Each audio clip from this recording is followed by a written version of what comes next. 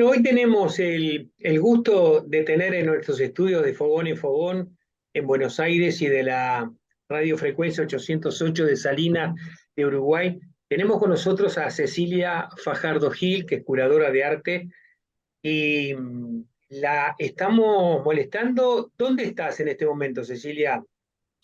Estoy en California. Ah, Estoy en mi esquina transhemisférica, lejos de América Latina, sí. transhemisférica. Así se llama la muestra que estás curando en el Museo Urwich. Sí, yo creo que cuando Diego y Richard me invitaron a participar en la exposición, ellos ya tenían un nombre para la muestra. O sea, ellos de alguna manera habían estado conversando hace tiempo y cuando me invitan bajo ese concepto me sentí como aludida, ¿no? Porque, o sea, yo siento que tantos de nosotros en América Latina vivimos esa condición transhemisférica, estamos y no estamos, y vamos y venimos. Entonces, me gustó mucho el concepto, me parecía que tenía mucho sentido. ¿Y tú en qué hemisferio te vas moviendo? ¿En qué sentido? Geográficamente, ¿dónde naciste? ¿Dónde vivís? ¿Dónde Oh, qué ya, oh, trabajar? sí. Sí, bueno, la cosa es esa, ¿no? Que yo tengo un padre venezolano, pero tengo una mamá galesa. Nací en Nueva Zelanda, me crié en Italia. Después, cuando tenía 11 años, fuimos a vivir a Perú y de Perú fuimos a vivir a Venezuela. Y después, bueno, cuando ya terminé mi universidad, empecé a dar mis vueltas por el mundo, me fui a Inglaterra, después de regreso a Venezuela y bueno, tengo en Estados Unidos ya casi 20 años. ¿Y tu formación universitaria es también en Venezuela y en Inglaterra? Contame un poquito eso. Sí, bueno, yo viví en Mérida, es una ciudad universitaria en las montañas, en los Andes, y es uno de los lugares en Venezuela donde, de los pocos lugares donde se puede estudiar historia del arte, fue fundado por un español que se llamaba Astorga, y ahí había profesores interesantes que habían estudiado en Francia, venido y venido, y entonces estudié allí y después me fui a vivir a Caracas, estuve trabajando en una fundación que se llama Sala Mendoza, en unas galerías de arte. Y realmente yo sentía que mi formación estaba muy incompleta, ¿no? Porque hay chistes de alguna manera de las reinterpretaciones que uno hace cuando uno ve el arte a través de diapositivas viejas, ¿no? O sea, por ejemplo, en América Latina, cuando la gente veía a Mondrian en blanco y negro, o sea, un boogie woogie se ve distinto y uno ve, no sé, a Botticelli con unos colores amarillentos. O sea, de verdad cambia. Es como cuando la Capilla Sistina la restauraron, todo el mundo se quedó impresionado porque estábamos acostumbrados a unos colores oscuros y de repente eran unos colores muy vivaces que uno no podía pensar. Entonces, yo quería, y además, bueno, por mi formación, por mi madre, yo quería estar en Europa. Y bueno, preferí ir a Inglaterra que ir a Italia en esa época también por razones personales. Y bueno, creo que fue muy importante para mí, porque además, bueno, yo estudié en Inglaterra en los noventas y empecé realmente como a entender por primera vez todos estos discursos que tienen que ver con la mirada desde afuera hacia nosotros, ¿no? O sea, yo ya podía ver las ausencias, pero no esta cuestión de que hay un filtro, hay una cantidad de estereotipos. Estábamos todavía en medio del multiculturalismo, entrando al periodo de internacionalismo, entonces de alguna manera eso generó en mí como muchas preguntas, ¿no? De cómo nos vemos desde adentro, cómo nos ven desde afuera, cómo nos vemos como continente. Y yo definitivamente a lo largo de los años soy una persona que cree en América Latina. O sea, yo creo en las posibilidades de nuestras culturas am, colonizadas, de ser un laboratorio para pensarnos, em, para entender nuestra cultura como procesos creativos y procesos de resistencia. Entonces, claro, para mí la idea de lo transhemisférico, lo transcultural, está completamente entretejido con la idea de quiénes somos. Cecilia, hay seguramente en esta muestra que se está desarrollando en el Museo Urbich, allí hay dos artistas uruguayos que están trabajando, que se han formado en los Estados Unidos, tú que sos venezolana. Esto es interculturalidad. Me podés contar un poquito cómo funcionó este equipo y en qué consistió esta muestra que está por cerrar estos días? Sí, bueno, yo conocí a Richard hace tiempo, lo conocí en Nueva York, o sea que yo tenía a Richard, o sea, Richard para mí es un artista importante. Entonces cuando Richard me invitó, conocí la obra de Diego. Y entonces de alguna manera fue muy interesante el equipo porque ya había como una relación muy estrecha y creativa entre Diego y Richard, justo porque hay tantos puntos en común entre ellos. Son uruguayos, claro. Richard se fue de Uruguay por las circunstancias políticas de Uruguay en el momento que le tocó ir y él fue a Venezuela. Y eso es una cosa que a mí me une un poco a Richard. Y después, cuando Richard y Diego se conocen, cuando Richard estaba haciendo su trabajo en Times Square, ellos se dan cuenta que tienen muchos puntos en común, estuvieron viviendo en lugares similares en Nueva York, estuvieron cerca en Miami. Entonces son todas estas coincidencias que son como muy interesantes y de alguna forma esta exposición le da una oportunidad a Richard como de tocar pie en Uruguay de mano de un colega artista, que yo creo que esa es una de las cosas que a mí siempre me ha interesado del arte, independientemente de las distancias geográficas, las diferencias políticas, de los momentos históricos, los artistas han sido capaces en periodos muy complejos históricos y políticos de alguna manera traspasar esas limitantes, ¿no? Entonces, hay este diálogo, o sea, Diego se reconecta con Estados Unidos porque, y Richard con Uruguay, y de alguna manera se crea una cosa como muy fluida entre ellos.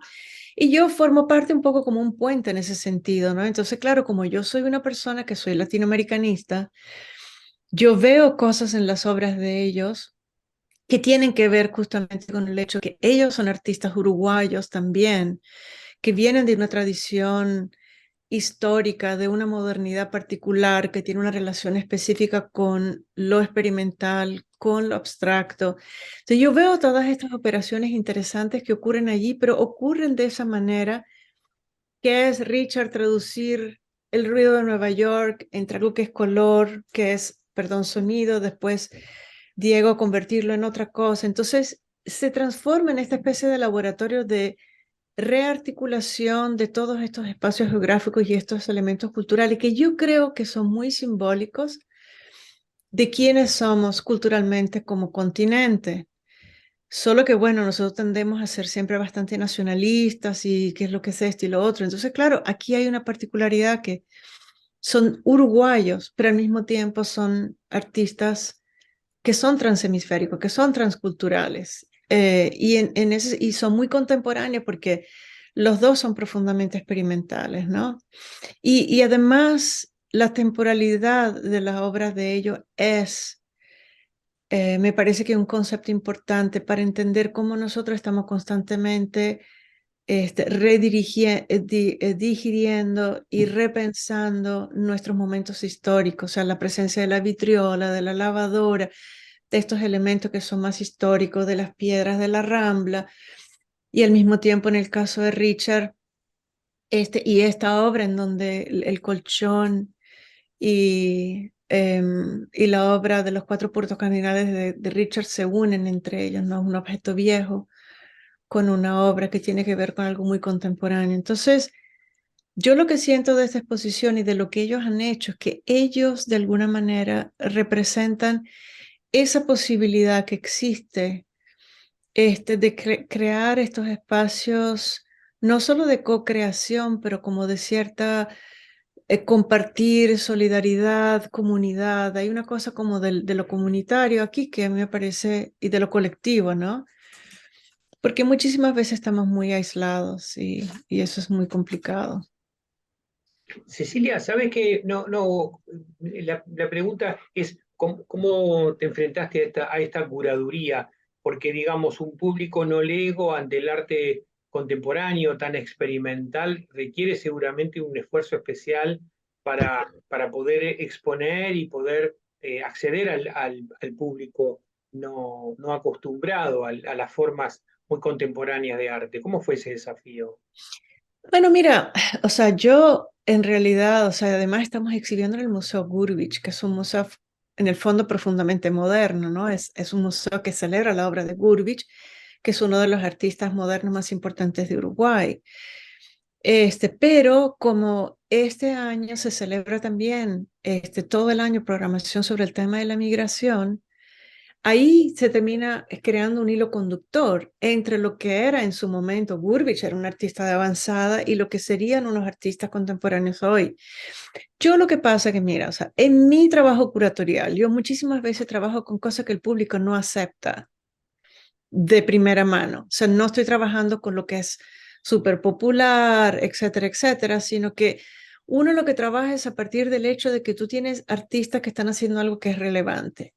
Y entonces se articula de la mejor manera posible, se museografía de la mejor manera posible para que entonces el público se haga receptivo primero a una experiencia estética, ¿ya? O sea, que antes de preguntarte, esto no lo entiendo, esto es nuevo, esto es distinto, yo no creo que esto sea arte, antes que eso, de alguna manera eso te atrape. Y eso ocurre con la exposición. Desde el momento que entras, tienes sonidos que te atraen, estos elementos reconocibles como la vitrola y la lavadora, las piedras. Hay una cantidad de anclas en la exposición que permiten que personas que no están acostumbradas a cosas más experimentales encuentren puntos de conexión.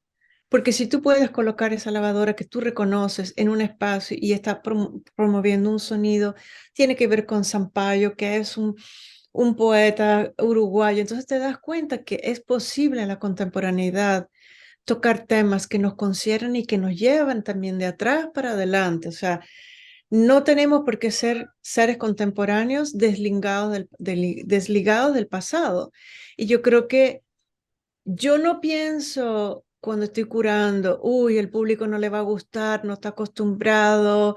Yo siempre pienso, el público quiere, o sea, la historia del arte está llena de momentos en donde las instituciones están detrás de los, o sea, están todavía, son los artistas los que presentan la avanzada. Entonces, cuando tú propones un artista interesante, el público muchísimas veces es muy receptivo. Son los museos los que tardan mucho en reconocer y darle cabida a estas cosas. Entonces, yo siempre pienso, Uruguay, hay mucha gente joven que entiende que lo experimental existe. Hay gente que está abierta. Uruguay tiene artistas importantísimos. No sé, una Teresa Trujillo. O sea, hay gente que de verdad ha estado a la vanguardia y todavía su obra está a la vanguardia. Entonces, yo siempre pienso, el público merece la oportunidad de algo diferente y el público está a la altura. Yo no pienso lo contrario. Yo pienso responsablemente cómo podemos orquestar la mejor situación posible para que el público sea receptivo y se sienta invitado, se sienta curioso ante la experiencia. Y nuestra experiencia con esta exposición ha sido que los niños les encanta, los jóvenes van.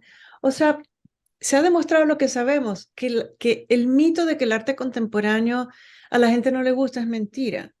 Que pasa que eso es un mito que muchísimas veces ocurre, que hay instituciones que quieren de alguna manera seguir siendo como muy, tú sabes, conservadoras y eso, y pretenden de que el público no le va a interesar, pero no es cierto.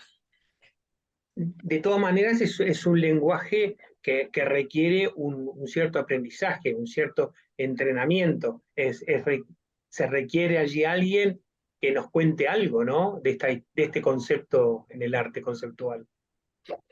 Totalmente. O sea, nosotros hicimos un texto de pared y hay un catálogo que está a punto de salir. Habríamos querido que hubiera salido antes, pero queríamos que tuviera las fotos del montaje.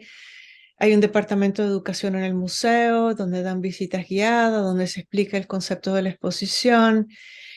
O sea, nosotros no podemos aprender algo nuevo hasta que no nos enfrentamos a algo nuevo, ¿ya? Y yo creo que el museo ha sido muy receptivo y como muy proactivo en poder decir, nosotros queremos también generar este diálogo entre lo moderno y lo contemporáneo y todo lo que recibimos como información es que el público llega, hace preguntas, pasa tiempo allí. Y la cosa es que cuando tú te enfrentas, por ejemplo, a una obra histórica, normalmente nosotros pensamos que porque la obra es reconocible, tienes una figura allí, por ejemplo, ¿no?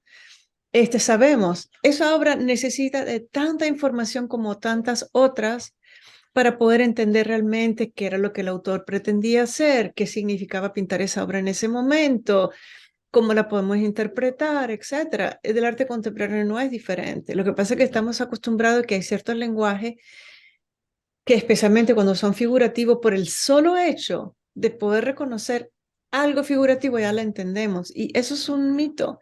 Nosotros necesitamos instituciones, las instituciones siempre tienen que hacer un gran esfuerzo para proveer instrumentos al público de poder saber cómo empezar a ver la obra y después verla y juzgarla a la manera que ellos quieren.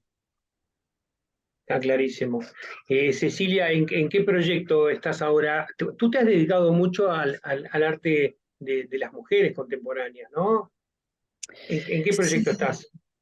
Bueno, es que yo fui co-curadora con Andrea Yunta de la exposición de Mujeres Radicales, que era una exposición de entre el 60 y el 85. Fue una exposición que lamentablemente no viajó mucho por América Latina, solamente fue a Brasil, pero estuve en Los Ángeles, Nueva York, la vieron 500.000 de personas. Otra vez, demostrando, porque la razón por las cuales muchas instituciones decían que no lo querían y los board no los quieren es porque las mujeres no son buenas artistas, etcétera, etcétera.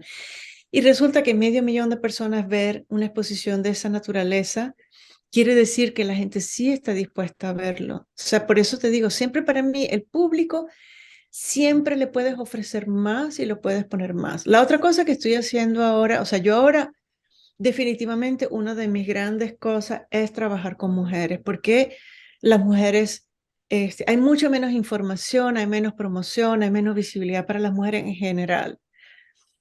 Pero estoy trabajando, como estoy en Estados Unidos, a mí me ha tomado mucho tiempo entender el fenómeno del arte latino y chicano, específicamente en California. Lo chicano es lo que es mexicano y americano.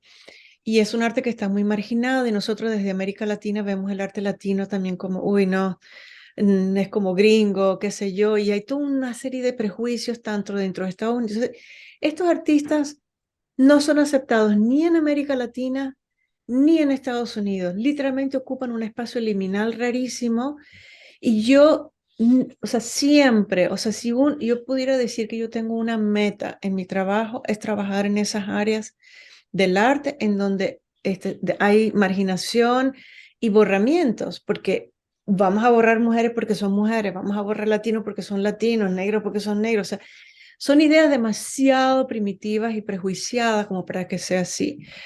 Ahorita justamente estoy lanzando, es un libro que está saliendo en este momento, es un estudio que yo llevé a cabo, no sé, casi 10 años, 8 años, que es sobre la abstracción post-90 en América Latina, entender qué pasó con la abstracción después de la modernidad.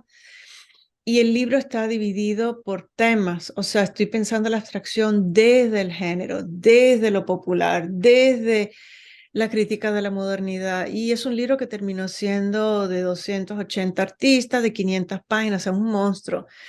Pero para mí era muy importante hacer esa investigación porque en América Latina, o sea, el primer movimiento que realmente entra a ser parte del canon universal es el arte neoconcreto, el arte cinético, pero de alguna manera, a pesar de eso, siempre hay como una cosa de que el que trabaja en abstracción como que no tiene nada que decir y yo no, pero ¿cómo es eso?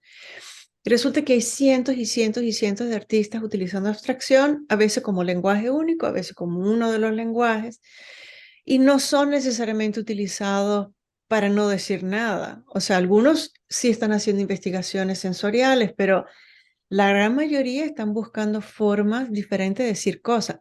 Un ejemplo, Richard Garrett, que cuando tú tienes Perceptual, esa obra te está hablando de Nueva York, de lo que significa Times Square, de lo que significa el sonido, unos tipos de vitalidad urbana. O sea, no es que no está diciendo nada, está llena de contenido, o el mismo Diego. Entonces, ese ha sido como uno de mis grandes proyectos. quisiera seguir trabajando en exposiciones grandes de mujeres. Ahorita estoy empezando a dar clases ya de una manera permanente en la Universidad de Arizona State University, donde también estoy empezando en enero a dar clases de arte latinoamericano moderno y contemporáneo porque no tenían eso.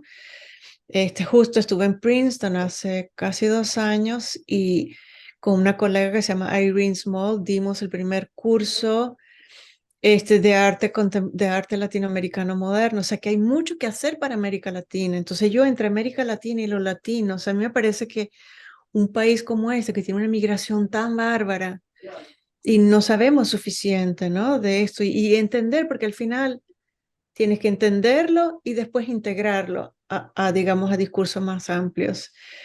Este, mm, Tengo ya muchos años trabajando en un proyecto de Guatemala, en un libro que esperamos que salga el año que viene, que es una historiografía desde finales del siglo XIX hasta nuestros días, sobre Guatemala, un país con un arte absolutamente formidable, pero a la sombra de México, poco investigado.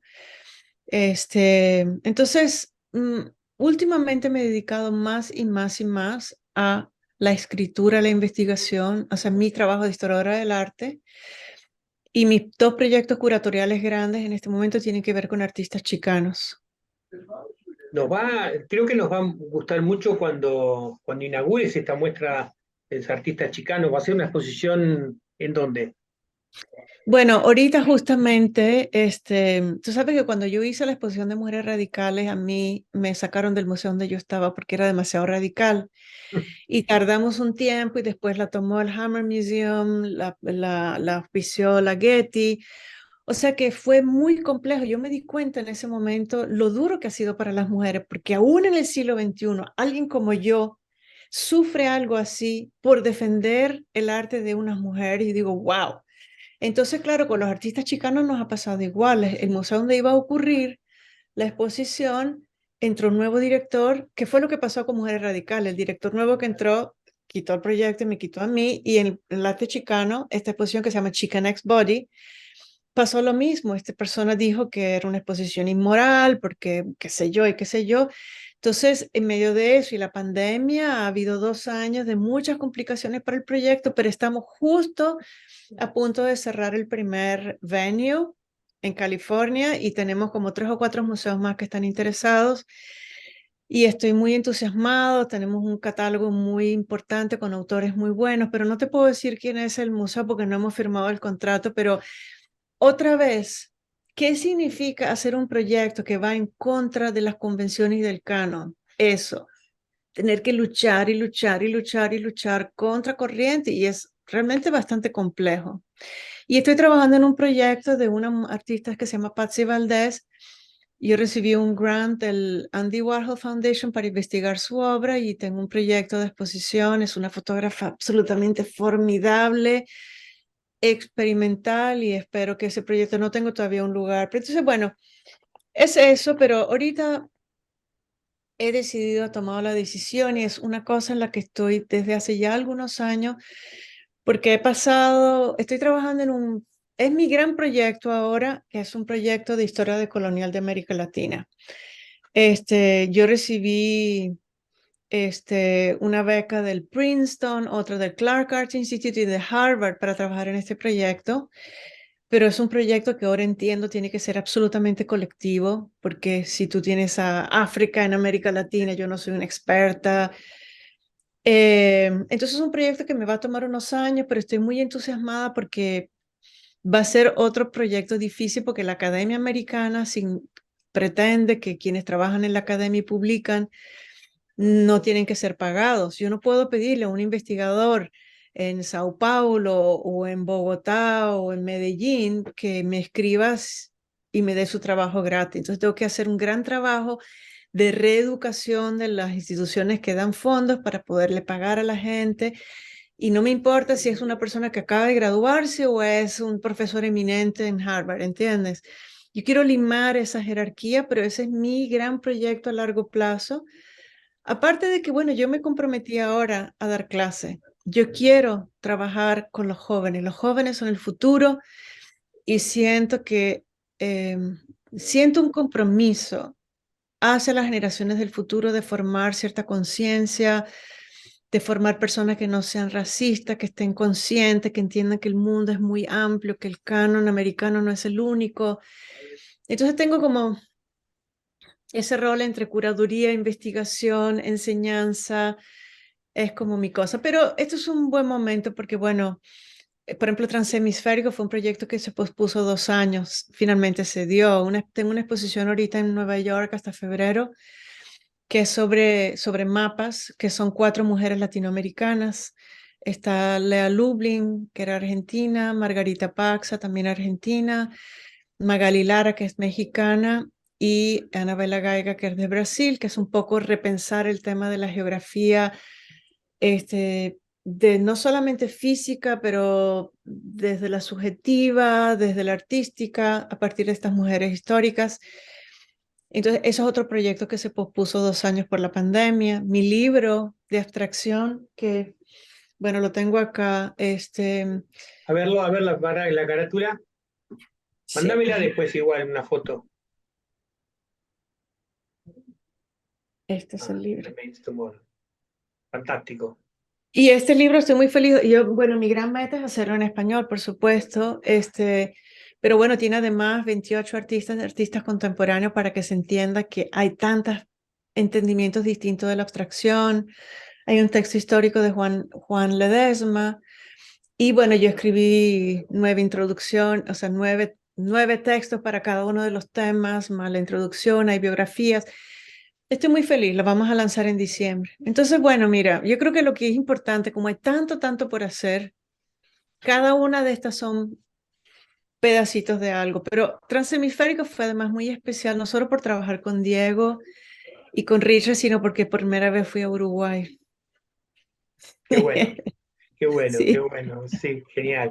Cecilia, la verdad que fue un gusto conversar contigo y la verdad que gracias. nos gustaría seguirte los pasos, a pesar de que parece que sos muy hiperactiva, nos gustaría que sigamos en contacto y que nos vayamos conectando cuando vas inaugurando, cuando podamos transmitir Gracias. Te mando información con muchísimo gusto, porque al final, mira, para mí, o sea, yo trabajo desde Estados Unidos, que es el lugar desde el cual puedo trabajar. Además, tengo mis hijos acá y qué sé yo, ¿no? O sea, las vidas de uno son muy complejas en lo personal.